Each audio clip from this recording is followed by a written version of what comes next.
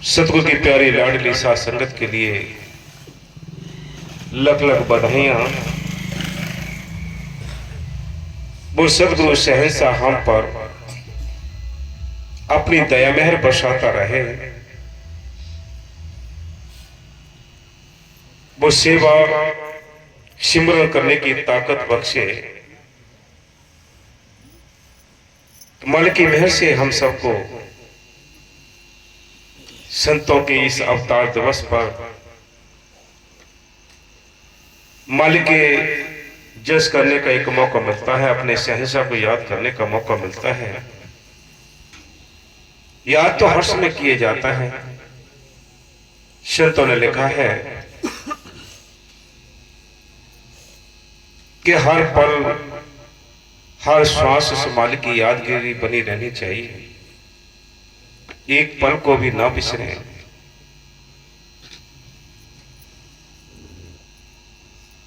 ये भी बड़ी भाग्य की बात है जिसको हर पल यादगिरी बनी रहती है। उस नाम के जपने का शौक लगा रहता है। ये सब उस मालिक की कृपा के ऊपर। मालिक दया करता है। इस मृतलोक में जो तड़पती ही रूहें हैं, इनकी करुण वेदना सुनकर वो मालिक दया करता है, अपने संतों को इस संसार के अंदर भेजता है। संता हमेशा ही संतों ने आने कर हर एक युग में आकर, हर टाइम में आकर जीवों को जगाया है, नाम जपाया है और अपने घर ले जाने का कार्य किया है। वो मालिक अपने संतों के अंदर बैठ कर आता है। संत यहां अवतार लेकर इस मृतलोक में उन तड़पती रूहों को इस भवसागर से पार लगाने का कार्य करते हैं, नाम जपाते हैं, जीवों को परमार्थ में लगाते हैं। बड़े भाग्य की बात है, बड़ी किस्मत की बात है कि जिनको संत मिले हैं। बिना किस्मत के, बिना भाग्य के किसी को ये चीज नसीब नहीं होती। संतों ने 12-12 साल तक पानी ढोया है, नाम नहीं मिलता। आज कलयुग में इतनी दया है उस मालिक की कि हमें नाम भी मिलता है, संत भी मिले हैं। मालिक तो अपने संतों के अंदर बैठकर हर युग में आया है। सतयुग में सत सुकृत के नाम से आकर नाम जपाया है। त्रेता में मुनिंद्र के नाम से, द्वापर में करुणामय के नाम से और कलयुग में कबीर के नाम से आकर नाम जपाया है।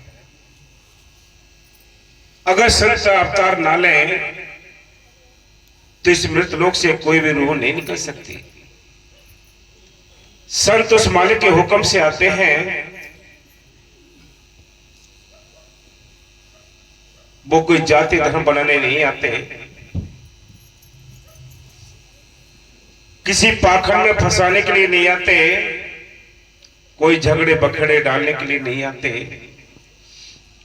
उनका एक ही सिद्धांत होता है, एक ही मतलब होता है, इस मृत लोक में, इस काल के जेल में फंसी हुई रूहों को निकालना होता है। कबीर साहब अपने मौके पर आए, उन्होंने भी मौके पर भी समझाया और बाद में लिख के भी यहां से चले गए।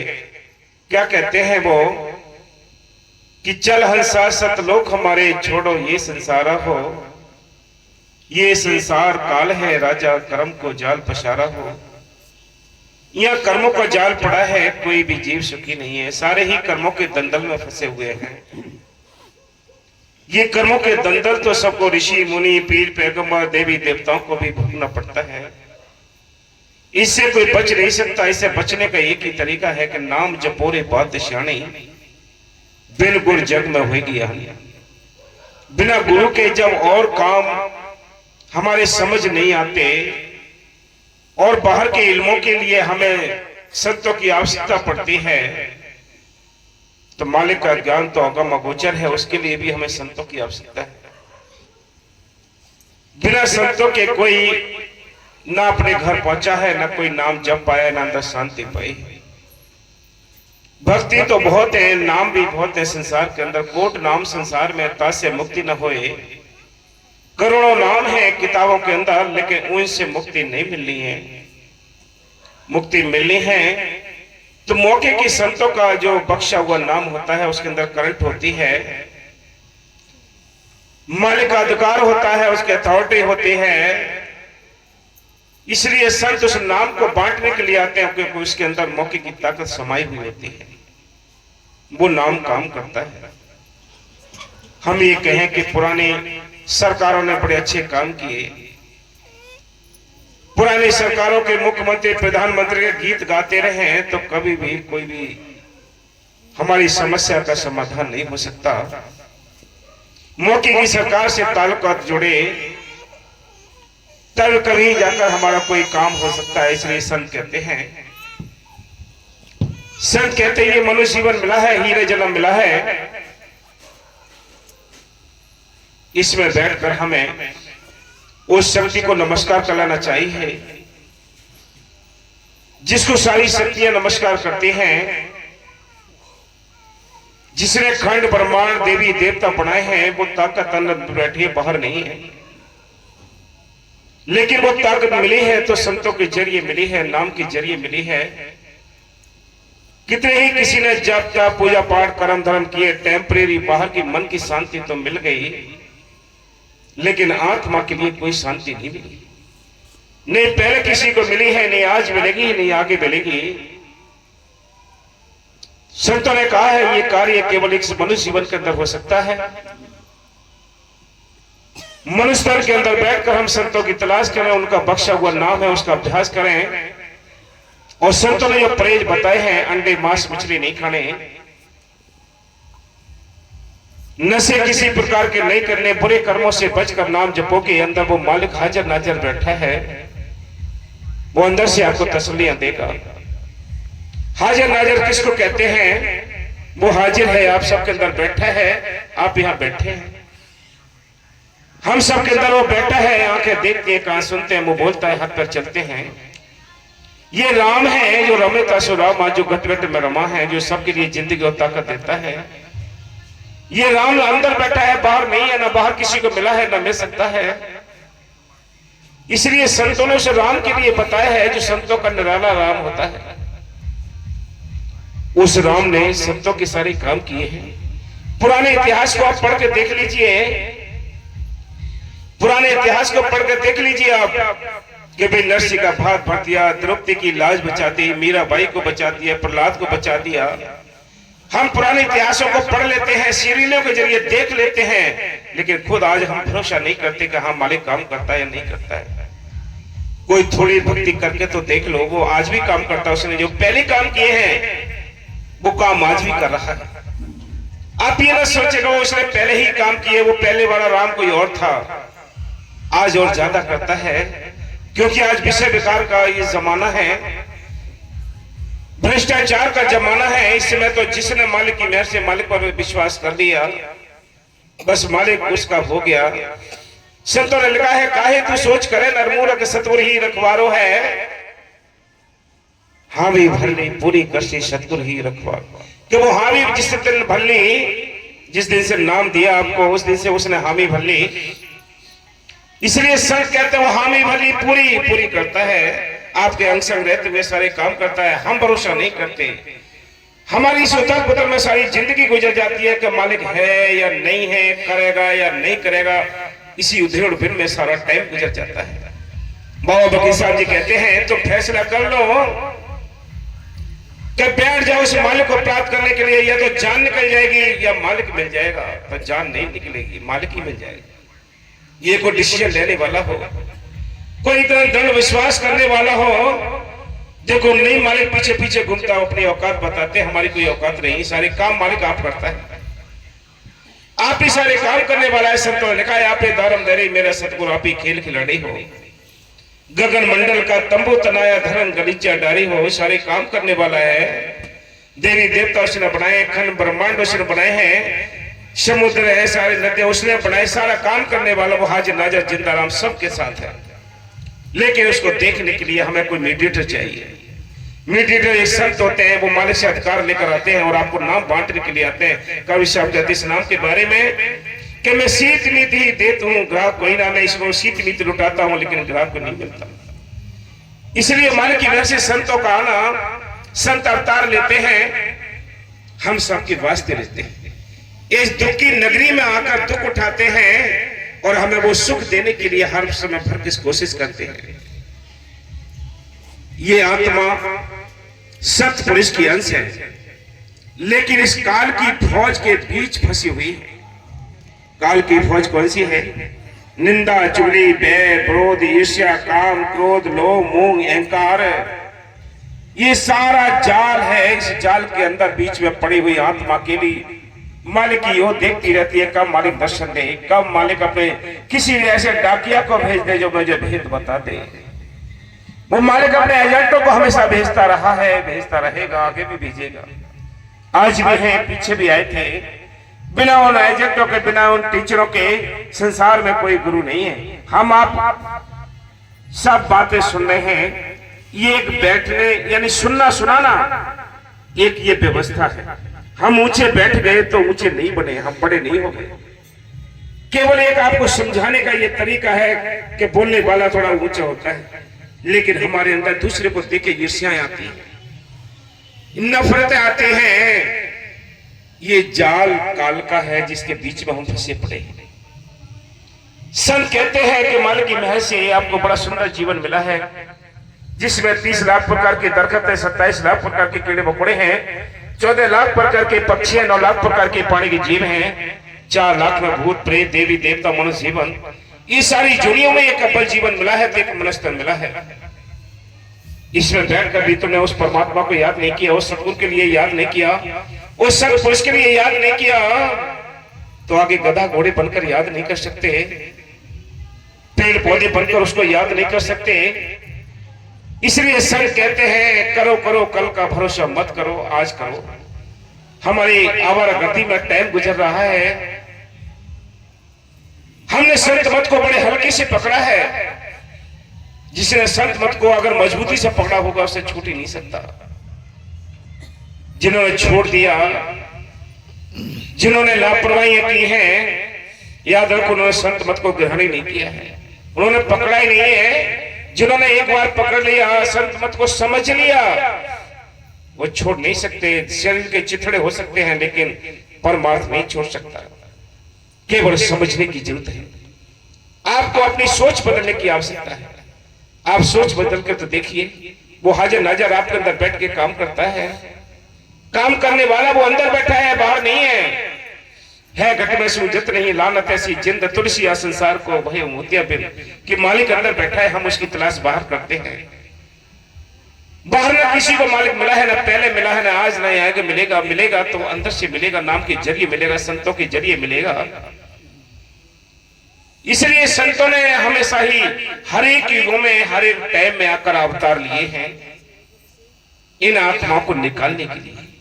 सारी आत्मा इस काल में फंसा रखी है। काल के देश में आकर संत उसे याद दिलाते उस घर की, जिस घर से आत्मा आई है।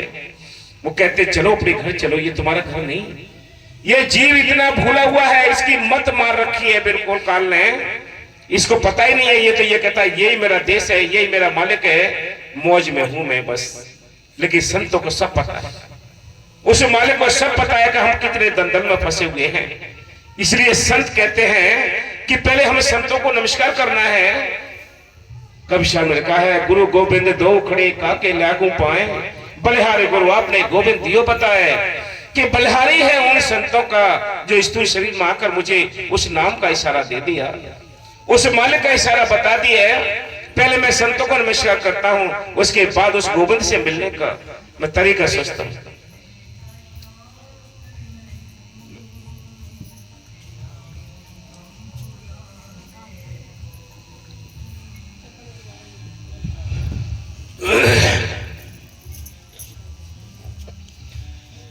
प्रथम बंदो सतगुर स्वामी,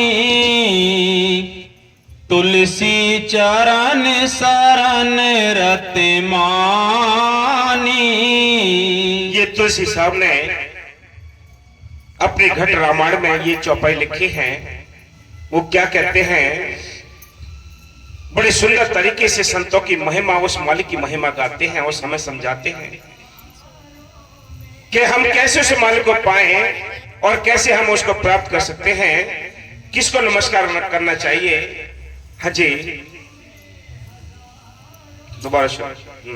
प्रथम बंदो सतगुर स्वामी, कि प्रथम सबसे पहले मुझे उस मालिक को मेहर से उन संतों को नमस्कार करना है जिन्होंने उस मालिक को लखा दिया, उसका भेद बता दिया, जिन्होंने सुरत नरत का भेद बता दिया।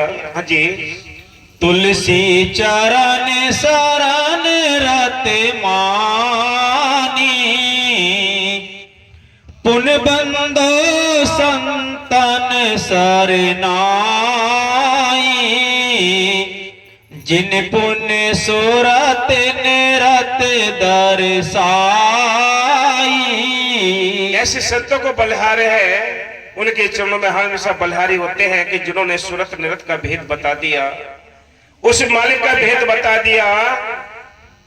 जब तक ऐसे संत नहीं मिलेंगे आपको उसका देश जाने का कोई रास्ता नहीं मिलेगा।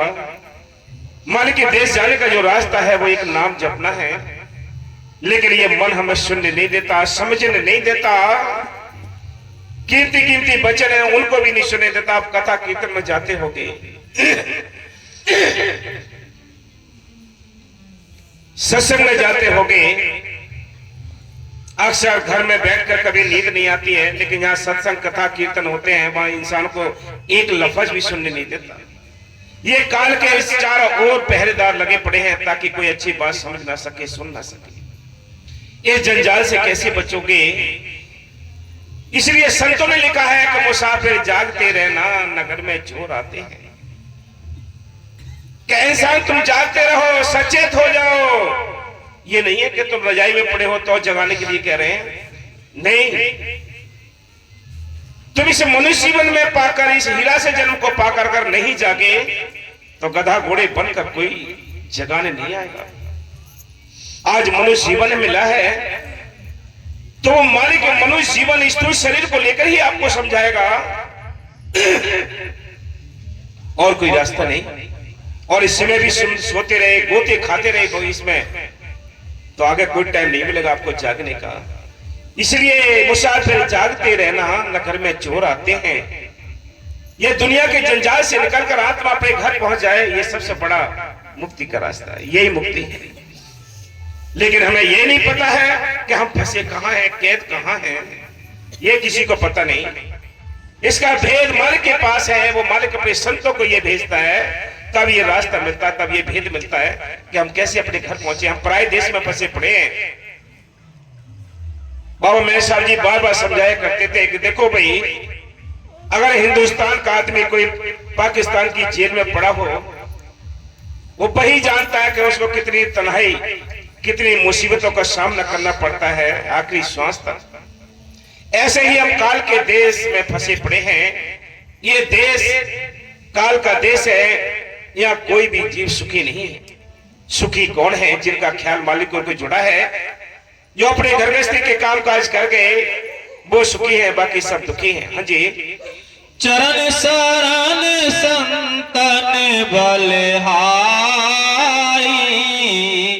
सूरत दीनी लखन सिहारी, शरण सूर सूरत समझाई, सतगुर मोर मरम लख पाई, मैं मतहीन दीन दिल दीना, संत शरण सतगुरु को चीना, सतगुर आगम सिंध सुखदाई, जिन सतेरा हारीत दर्शाई। संत मिले, संतों ने आकर वो सत्य रीत में हमें चला दिया। सारी दुनिया पाखंड में उलझी पड़ी है, सारी दुनिया उस काल के जाल में फंसी पड़ी है। वो सत्य रास्ता बताने के लिए संत हमेशा आए हैं, हमेशा ही आते रहेंगे। बिना संतों के कोई अपने घर नहीं पहुंचा है। जब भी गया है तो नाम जप के गया है। सिमरन मार्ग सहज का सतगुरु दिया बताए, श्वास श्वास मिलन करो, एक दिन गुर मिल जाए। हाँ जी। पुन पुन चरण कमल सिर नाऊ, दीन होए संतन गति गाऊं। देखो, भक्ति में कुछ हासिल करना चाहते हो तो आपको दीन बनना पड़ेगा। दूसरे की बात को समझने के लिए अपने अंदर वो सामर्थ्य लानी पड़ेगी कि हम किसी दूसरे की बात समझ सकें, नहीं तो ये जीवन यूं ही चला जाएगा धोखे में। वैसे भी संतों लिखा है कि संत मिलन को चालिए तज माया अभिमान, जो जो पग आगे रखे कोटन यज्ञ समान।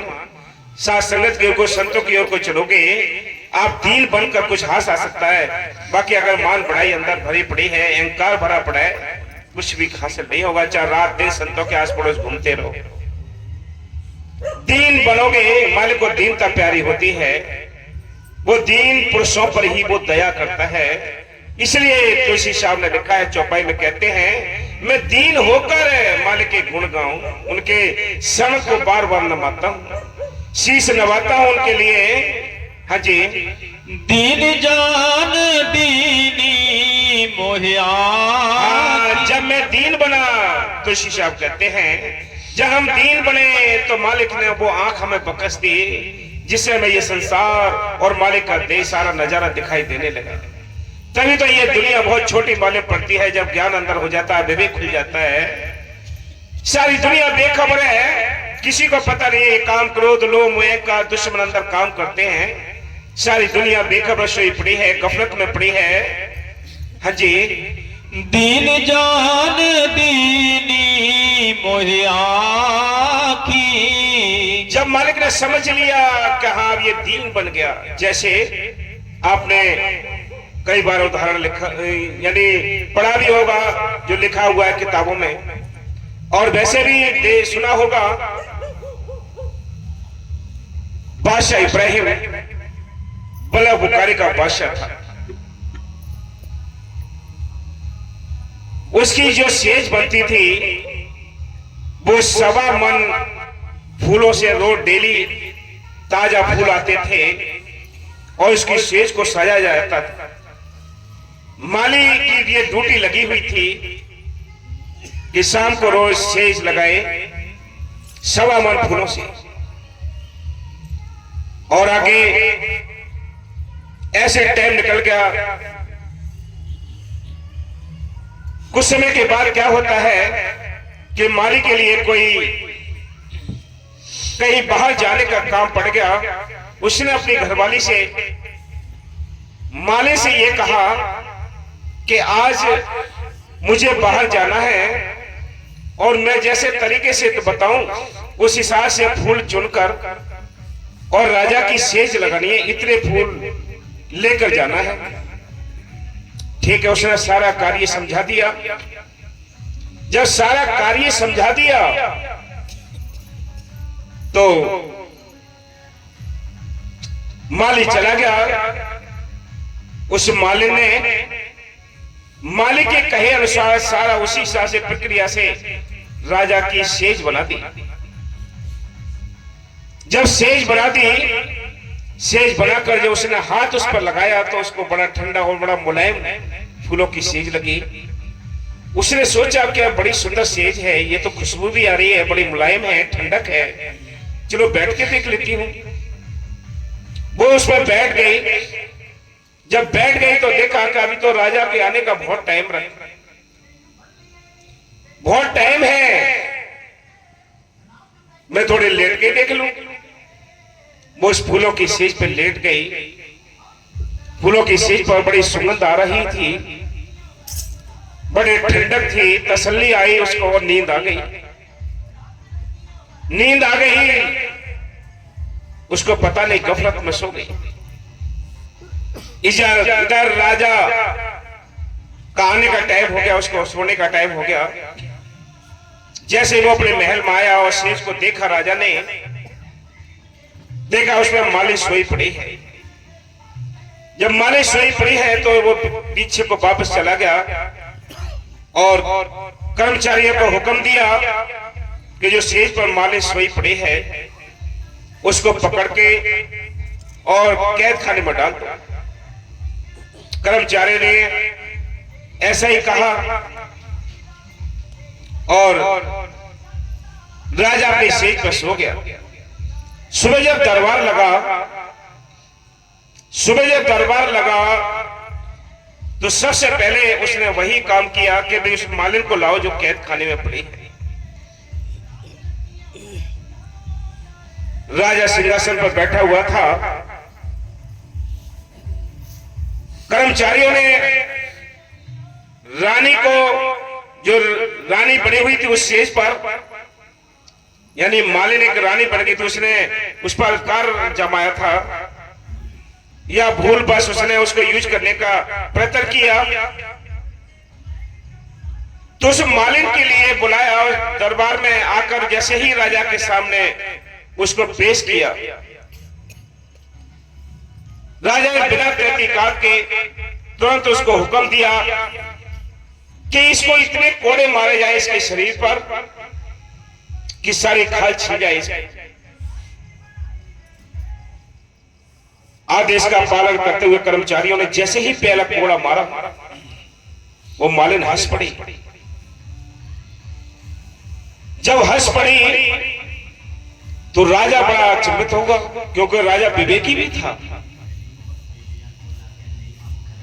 उसने कहा कि कोई इंसान अगर पिटता है या मरता है तो अपने आप को बचाने के लिए बड़ा तड़पता है, हाथ पैर हिलाता है, सब कुछ करता है, लेकिन इस पर कोड़ा पड़ते ही ये मालिन हंसी क्यों? इसका भी कोई कारण है। उसने कहा कि कोड़े रोक दिए जाएं। मालिन से कहा कि तू ये हंसी का कारण बता, तू हंसी क्यों? सारी दुनिया पिटती है, मरती है तो बचाव का कोई ना कोई इंतजाम करती है, चिल्लाती है, गिड़गिड़ाती है, लेकिन तू हंसी क्यों? कि नहीं राजन, आप अपना आदेश पूरा कराइए, जो आपने मुझे सजा दी है उस सजा को पूरा कराइए। आप इस बात में ना पड़ के, नहीं, अब जब तक ये तू नहीं बताएगी इसका कारण, तब तक ये सजा भी पूरी नहीं होगी, और तू जो तेरे अंदर है वो बता दे, और कोई सजा नहीं मिलेगी तुझे। काफी देर बहस हुई, उसके बाद उसने कहा ठीक है मैं बताती हूं, लेकिन आप नाराज तो नहीं होंगे? कि नहीं, कुछ भी कह दे लेकिन नाराज नहीं होंगे, लेकिन कारण बता दे कि हंसी का कारण क्या है। कि महाराज मैं इसलिए हंसी थी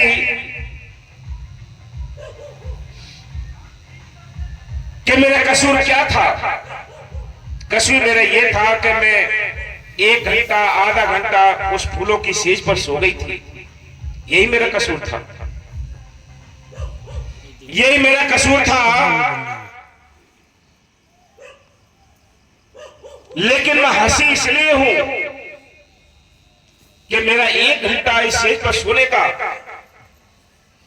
जुल्म है, और जुल्म की सजा मेरे शरीर पर कोड़ा मारना है, इस मेरी चमड़ी को उतारना है। इसलिए हंसी कि मेरी 1 घंटे की उस सेज पर सोने का तो इल्जाम, सजा इतनी मिली, और जो हमेशा ही सेज पर सोता हो और सोता आ रहा है उसकी क्या दशा होगी, उसका क्या हाल होगा? मालिन की ये बात सुनकर इब्राहिम को बड़ा एक अचंभित हो गए और एक बहुत बड़े गहराई में चले गए। मालिन की बात सुनकर तुरंत अपने सिंहासन से उतरे और कहा कि मैं इसको छोड़ दो, इसको जाने दो। वहीं से बैराग हो गया, वहीं से बैराग हो गया। कि हकीकत इस मालिक ने मेरी आंखें खोल दी, इसने मेरी आंखें खोल दी। फिर एकदम निकल पड़े, पूछने लगे, आस पड़ोस पूछने लगे कि बताओ भाई इसमें कोई ऐसा संत है जो मुझे मुक्ति दिला सके, मुझे ज्ञान करा सके। किसी ने बता दिया कि भाई कबीर साहब इसमें मौके के बहुत बड़े संत हैं, आप उनके पास चले जाइए। बादशाह इब्राहिम कबीर साहब की खोज में निकल पड़े। खोजते खोजते खोजते कबीर साहब की कुटिया में आ गए। मजलिस होती थी शाम को। जैसे बैठे फटे पुराने कपड़े में थे, शाही पोशाक, बादशाही जो पोशाक थी वो उतार रखी थी। एक दिन बीता, 2 दिन बीते, 2-4 दिन बीत गए, सारे लोग चले जाते और बादशाह इब्राहिम कबीर साहब की कुटिया की साफ सफाई करते, फटे पुराने कपड़े पहनते, जो रूखा सूखा टिक्कर मिल जाता उसको खा लेते, बस ऐसे अपने सो जाते थे। 2-4 दिन बीते, 2-4 दिन बीते तो माता लोई ने कहा कि महाराज ये बेचारा कहां का आया है पता नहीं, कैसा कितना गरीब है और ये आपकी कुटिया की सेवा करता रहता है, किसी से बोला भी नहीं आज तक, और फटे पुराने कपड़े पहनता है, रूखे सूखे टिक्कर खाता है। आप इसको ऐसा करो, नाम दे दो। कबीर साहब बोले कि बीबी ये अभी कच्चा घड़ा है, ये नाम के लायक नहीं, ये अभी नाम के लायक नहीं है। कि महाराज इतना और क्या दीन बनेगा, आपके फटे पुराने कपड़े पहनता है, गुदड़ी पहनता है, रूखे सूखे टिक्कर खा लेता है बचे हुए, और क्या दीन बनेगा, आप इसको नाम तो दे दीजिए, भक्ति तो करनी शुरू कर दीजिए। कि नहीं, इसी हालत को यानी ऐसी स्थिति में ही उन्होंने 6 साल गुजार दिए।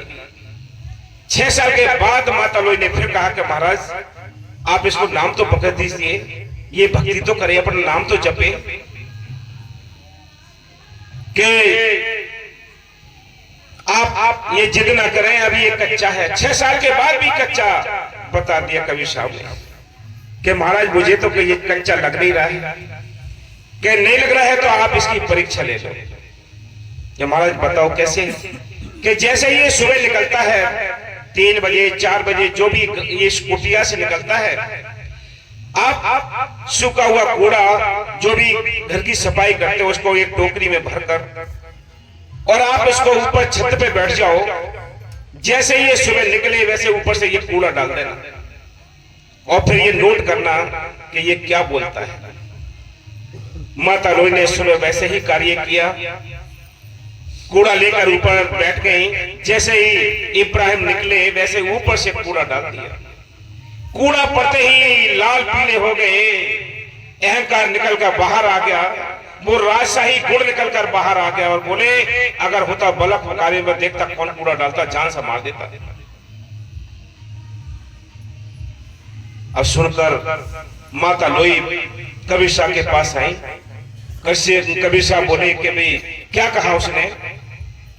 कि महाराज वो तो ये कह रहा कि होता बलक मुकाबले में तो जान से मार देता। ये देख लिया, अभी इसके अंदर राजशाही गुण भरे पड़े, अभी इसके अंदर वो ठाट वार भरे पड़े हैं, अभी इसके अंदर अहंकार भरा पड़ा है, अभी ये कच्चा है। माता लोई बोली कि महाराज मेरी अपनी छोटी बुद्धि थी, मुझे माफ कर दीजिए, आप ही जान है। फिर 6 साल और सेवा की।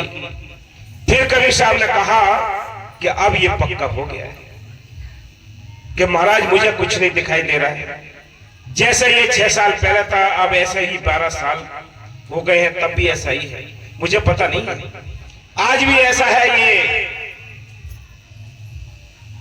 कि नहीं, अब ये पक्का हो गया है, अब ये नाम के लायक है। और अब आप किसकी परीक्षा कर लो कि आपने पहले क्या डाला, कि ये सूखा कूड़ा था जो घर की सफाई करते हैं, कि अब ऐसा करना बच्चों की ताजा टट्टियां उसमें डाल देना। माता लोई ने उस कूड़े में टट्टियां डाल दी, मिला दी, और जैसे पहले कूड़ा डाला वैसे ही छज्जे से कूड़ा नीचे डाल दिया।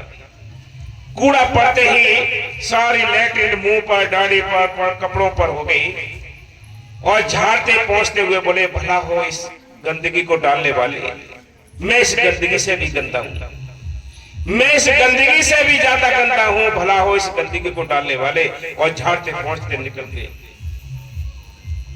गए। फिर कवि साहब के पास माता लोई ने जाकर कहा, क्या अब इस वो तो ये कह रहा है कि देख लिया, अब हुआ ये नाम के लायक, अब कि इसके अंदर हैकड़ी निकली है, अब कि इसके अंदर दीनता आई है, अब ये भोला बना है, अब ये नाम के लायक है, अब नाम जपेगा। बोलो, ये दीनता आती है, बड़ा मुश्किल है, बड़ा मुश्किल काम है। हमारे बात मस्करी करने में, हंसी करने में ये कभी नहीं मिलता, मालिक मिलता है बड़ी भोलापन, अंदर दीनता हो। अंदर जब तक दीनता नहीं हो, भोलापन नहीं होगा, छल कपट निकल जाए। जैसे बांसुरी होती है, बांसुरी की आवाज कितनी मीठी होती है, सबसे बड़ी मीठी आवाज होती है। जब तक उसके अंदर उसका कचरा भरा पड़ा है, मीठी आवाज नहीं आ सकती।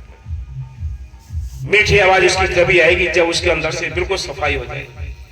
ऐसे ही हम सब के अंदर से वाणियां तभी निकलती है अच्छी, जब हमारे अंदर से वो मैल निकल जाती है। हम तो मैली हैं, इस संसार में हम सब एक मैली हैं। कुछ किसी के अच्छे कर्म है, किसी के ज्यादा बुरे कर्म है। अगर हमारे अच्छे ही कर्म होते तो इस संसार में होते ही, तो इस मृतलोक में होते ही क्यों, फिर मालिक के देश होते। कुछ हमारे बुरे कर्म है, कुछ अच्छे कर्म है, इसलिए मृतलोक में बैठे हैं। इन बुरे कर्मों को काटने के लिए संतों से नाम मिला है। नाम हमें कहा कहता है कि वो जुगत बनाने के लिए कोई ना कोई तरीका आपको अपनाना पड़ेगा, कोई जुगत बनानी पड़ेगी। जैसे कोई कर्ज हो जाता है इंसान पर बाहरी, तो उसको निपटाने के लिए, उसको चुकाने के लिए कितनी जुगत बनाता है, देश प्रदेश जाता है, कभी किसी न किसी तरह मेरा कर्ज निपट जाए। जब बाहर के 4 दिन के कर्ज के लिए आप इतनी जुगत बनाते हो, देश प्रदेश जाते हो, रात को ड्यूटी करनी, दिन को ड्यूटी करनी, बड़ी मेहनत करो, 420 करते हो, जेब काटते हो, छल कपट करते हो, क्या किसी न किसी तरीके से मेरा कर्ज निपट जाए। लेकिन जो आत्मा के कर्ज है वो भी तो काटने पड़ेंगे, उनके लिए भी तो जुगत करनी पड़ेगी, उनके लिए भी तो हमने बड़ी जुगत करनी पड़ेगी, बड़ी भागदौड़ करनी पड़ेगी। ये भागदौड़ क्या है? आप बड़े कीमती समय निकालकर, बड़े ठंड, इस कड़ाके की ठंड में आकर सभी दूर दूर से साथ संगत आई है। मुबारक है इस वकील साहब जी के इस जन्मदिन के भंडारे पर सभी ने दर्शन दिए हैं। मुबारक है आपके लिए कि मालिक की मेहर से मुर्शिद का प्यार लेकर आप आए हो। मालिक की मेहर से ये समय मिला है, ये हीरा जन्म मिला है, ये दोबारा नहीं मिलता। इसलिए ये प्यार, ये तड़प, ये दीनता इसी में मिल सकती है और कहीं नहीं मिलेगी। और तो जानवर बन जाओगे, बड़े बड़े खूंखार जानवर बन जाते हैं, बड़े दीन भी जानवर बन जाते हैं। उस समय काल जिस तरीके से आपको रखेगा, आपको रहना पड़ेगा। आपको जंजीर में वो बंधाएगा तो आपको बंधना पड़ेगा, आपको मांस खिलाएगा तो मांस खाना पड़ेगा, गंदगी में रहना पड़ेगा तो गंदगी में आपको रहना ही पड़ेगा। फिर उसका हुक्म चलेगा। आज हुक्म नहीं मानते हो आप। संत कहते हैं, बहुतेरे कहते हैं कि नाम जपो रे बात श्याणी, बिन गुर जग में होगी। यानी कि नाम जपते रहो भाई, चलते फिरते घर गृहस्थी के कामकाज करो और नाम जपते रहो। हाँ जी। दीन जान दीनी मोरे आखी, मैं पुन चरण शरण गई भाखी। मैं तो चरण भावो चित चेरा, मोहे अति अदम जान कहे। मालिक की मेहर से ये भक्ति का मार्ग, जो नाम का मार्ग है, जो राधा स्वामी व्यास है, हरियाणा पंजाब में, जो राजस्थान में जो भक्ति आज यानी वहां संतों की जो जन्मभूमि है, उस चीज को जो प्रकट हुआ है वो आगरा से, हाथरस से, यहां से ये चीज को प्रकट किया गया था। तुलसी साहब ने बड़े सुंदर तरीके से लिखा है कि मालिक की मेहर से मालिक ने बड़ी कृपा की। लेकिन यहाँ जीवों ने कदर नहीं की, उस मौज ने ट्रांसफर करके कहां बाहर चली गई मौज। आज स्वामी बाग दयाल बाग में सत्संग होते रहते हैं लेकिन कोई संत नहीं। ये नाम जो प्रकट हुआ था वो आगरा से हुआ, लेकिन आज विकास किया है तो हरियाणा पंजाब राजस्थान में विकास हुआ है। माल की महल से है, जब तक ये अंदर की महल नहीं निकलती तब तक जीव संतों की शरण नहीं ले सकता। हाँ जी, मैं तो प्रतिदास तुम्हारा, संत बिना कोई पावे न पारा। ये फैसला है, जिन्होंने नाम लिया है या जिन्होंने नाम नहीं लिया है, जो भक्ति करना चाहते हैं तो याद रखना ये अटल फैसले हैं कि बिना संतों के, बिना सच्चे संतों के, संत भी बहुत है संसार के अंदर। गलियारे गुरु कहते हैं घर घर कंठी देत, और काम उनको नहीं द्रव का वावन हेत, कंठ गुरु जगत में राम मिलावन, और सो सतगुरु को जान के मुक्ति दिखावन। और मुक्ति वाला गुरु चाहिए जो इस काल के देश से निकालने का हमारा बंदोबस्त करते हैं। ऐसे संतों की आवश्यकता है, तब हमारा आजादी होगी, इस काल के देश से निकल पाएंगे। हाँ जी, संत दयाल कृपा सुखदाई, संत ने जो नाम दिया है और संतों की शरण में जाना ये सुखदाई। सारी दुनिया उथल पुथल में पड़ी है, आप गंभीरता से वचनों को अमल करिए। जितने आप गंभीर बनेंगे उतना अंदर से आपको रस आएगा। जितने हंसी करेंगे, मश्करी करेंगे, जितना ज्यादा बोलेंगे, बाबा मस्ताना जी कहते थे कि कम खा तेरी भले की कहूं, कम दुनिया के साथ मेल जोल रख तेरी भले की कहूं। हम गप्पे मारने में ही सारा टाइम गुजार देते हैं, होश ही नहीं है, सारी श्वास निकलती जा रही है। ये कि श्वास बड़ी कीमती है, इसको पता ही नहीं है जीव को। हाँ जी, संत दयाल कृपा सुखदाई, संत बड़े कृपालु होते हैं, वो दया करते हैं, बड़े सुखदाई होते हैं। समुद्र है वो, दया करते हैं। हम नीच निकम्मे हैं जो उनकी दया को भी हासिल नहीं कर पाते।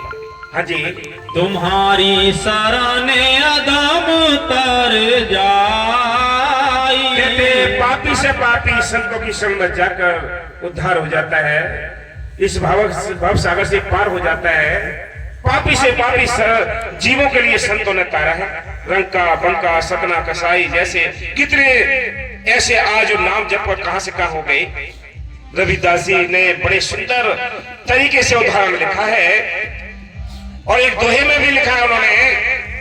वो क्या कहते हैं कि जात भी ओछी कर्म भी ओछा, ओछा कसब हमारा, नीच से प्रभु ऊंच कियो कहे रविदास चमारा। कि मेरी जात भी ओछी थी, मेरा काम भी ओछा था, यानी जूते बनाने का भी काम था मेरा। जात भी ओछी कर्म भी ओछा, ओछा कसब हमारा, मेरी औकात भी कुछ भी नहीं, ओछी सोच है मेरी। लेकिन उस माल के नाम ने मुझे नीच से ऊंच कर दिया है। ये नाम इतनी शक्ति रखता है, देखने को छोटा सा लगता है। 2.5 अक्षर प्रेम का पढ़े सो पंडित होए, पोथी पढ़ पढ़ जग मुआ, पंडित भया ना कोई। 2.5 अक्षर प्रेम का पढ़े सो पंडित होए। जिन्होंने ये 2.5 अक्षर का नाम जप लिया वो मालिक के देश पहुंच गए। जिन्होंने पोथी को पढ़ा वो इस भवसागर में गोते खा रहे हैं आज भी और खाते रहे। जोगी जंगम शेवड़ा सन्यासी दरवेश बिना प्रेम पहुंचे नहीं, दुर्लभ। सतगुरु देश मालिक का देश दूर है, लेकिन बिना प्रेम की सीढ़ी के कोई पहुंच नहीं सकता। आज ये रस आ रहा है, ये आनंद है मालिक की मेहर से, ये अपने भाव के ऊपर है। प्रेमी जी हरकिशोर जी के अंदर, पूरे परिवार के अंदर देखो कितना प्यार है। यहाँ की साथ संगत के अंदर देखो कितनी तड़प, कितना प्यार है।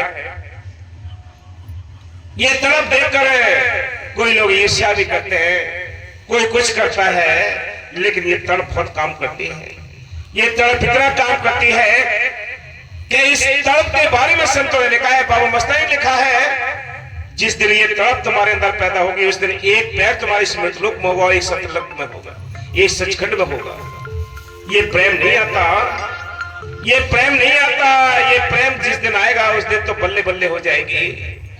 हम बाहरी तो अभी तो यही नाम जप रहे हैं, वर्णात्मक नाम जप रहे हैं। जिस दिन धुनात्मक नाम तुम्हारे अंदर आ जाएगा फिर हर्ष में मस्ती छाई रहेगी, फिर आनंद ही आनंद रहेगा। एक जगह उदाहरण लिखा है, गुरु नानक जी ने 2.5 घड़ी के अभ्यास से, सिमरन से नरक में जाकर अपने जीवों को निकाल कर लाए थे। एक जीव की खातिर कितने बार लोगों को आनंद दे दिया, कितना छुटकारा करा दिया 2.5 घड़ी के सिमरन से। बोलो, इसलिए संत कहते हैं तुम्हारे पास में कितना टाइम है, जपो जपो कल का भरोसा मत करो। जितनी भाग दौड़ है वो लेखे में है। आप ये ना सोचो कि कल तो प्रोग्राम सुनाया, आप कहां जाएं। नहीं, जितने साथ मिला बस वही दिन लेखे में। जितने साथ संगत के बीच में रहोगे, साथ संगत के संतों के दर्शन करते रहोगे, वो स्व से आपकी लेखे में लगती नहीं। बाबा सावन सिंह जी ने लिखा है कि अगर आप बैठकर मेहनत नहीं कर सकते तो अपने डेरे के प्रति, साथ संगत के प्रति, साधुओं के प्रति, संतों के प्रति प्रेम पैदा कीजिए। जब आपके अंदर ये प्रेम होगा तो आपका सोते जागते आपके अंदर हर समय मालिक की मेहर से वो चिंतन रहेगा। वो स्वप्न आएंगे, सोते जागते हर समय ख्याल बने रहेंगे मालिक की। ये ख्याल पकने यही मुश्किल है। जिस दिन ख्याल ये पक जाएगा परमात्मा का, मालिक मिल जाएगा। हाँ जी। आदिनांत शांति बिन कोई, तुलसी तुच्छ शरण में सोई। कितना संतों ने हम की हमारी क्या औकात है बताओ। जो इतनी बड़ी ताकत थी उन्होंने अपने आप को तुच्छ माना है। बोलिए, अपने आप को तुच्छ लिखते हैं। और भी वाणियों में लिखा है कि हम नीच निकम्मा है, मालिक सारी दुनिया ये शानी है। कवि साहब कहते हैं मैं बोरा सब सकल शानी, कि मैं बोरा हूं ये सारी दुनिया समझदार है। लेकिन वो कहते हैं मैं ही तो बोरा हुआ हूं, तुम मेरे पीछे क्यों पागल हो रहे हो। मैं बोरा हुआ हूं, मैं पागल हो गया हूं, मैंने उस मालिक की बात को समझ लिया, पा लिया, तैम ही गुजर गया। हाँ जी। जो कछु करे करे सोई संता, जो कुछ करेंगे वो मालिक आप करेगा। जिसके उसके साथ तैयारी हो गई, हमारी तो औकात नहीं है। वो किसका वो लस्सी का बाहर भर दिया, मोहरे लौटा दी उसने। वो हाजिर नाजिर आज भी काम करता है, करा के देख लो, आज भी काम करता है। वो बाबा मस्तानी जिसका नाम हाजिर नाजिर जिंदा राम रखा, ये जिंदे काम करता है। अगर हमारे कामों में रुकावट है तो हमारी अपनी कमियां याद रखना, से नोट कर लेना। इसके बाद हमें कोई परेशानी है तो अपनी ही रुकावट है। वैसे तो कर्मों का लिखा है, लेकिन कर्मों के लेखे में वो मालिक याद करता है, हाथ लगा रखता है। जैसे कुम्हार घड़े को बनाता है, अंदर हाथ रखता है, ऊपर से चोटें मारता है। ऐसे ही मालिक अपने कर्मों के ऋण को काटता है तो नीचे से हाथ रखता है, ऊपर से चोटें मारता है, लेकिन आपको महसूस नहीं होती है। कर्म तो काटने ही पड़ेंगे। हाँ जी। जो कछु करे करे सोई संता,